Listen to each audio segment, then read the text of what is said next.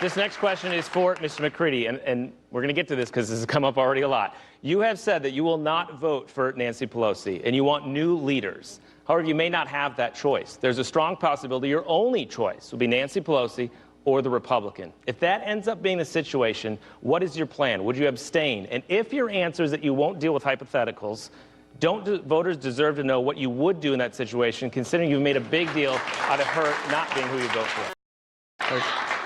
It's hard for pundits in Washington, D.C. people to understand. I just am not interested in D.C. insider politics. I've said since day one I will not vote for Pelosi. I've not taken a dime of her money. I won't vote for Paul Ryan either. That's why I called for an investigation into congressional leadership's handling of the sexual assault taxpayer-funded hush funds last year.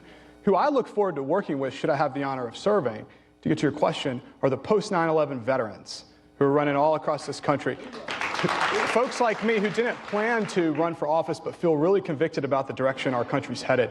I plan to form a caucus of 9/11 veterans, Republicans and Democrats, who can come together and actually serve as one voice and serve as a check on this broken back and forth between Nancy Pelosi and Paul Ryan that is killing our country. Mr. Harris?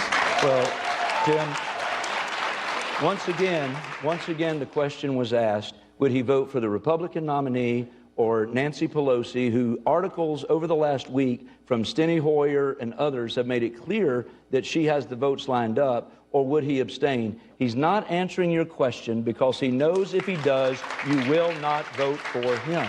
The reality is that there is a sense of being naive about going to Washington. For someone that is not interested about getting in there and knowing that the Democrats will nominate their speaker candidate, Republicans will nominate theirs, and you have a choice of whether you're going to support the Republican or Nancy Pelosi or abstain. And the citizens of the 9th District deserve to know what the congressman will do. And I have no problem stating to you tonight, I will support the Republican nominee, the three names that have been mentioned, from Jim Jordan to Kevin McCarthy to Steve Scalise. All three of them will be superior to Nancy Pelosi.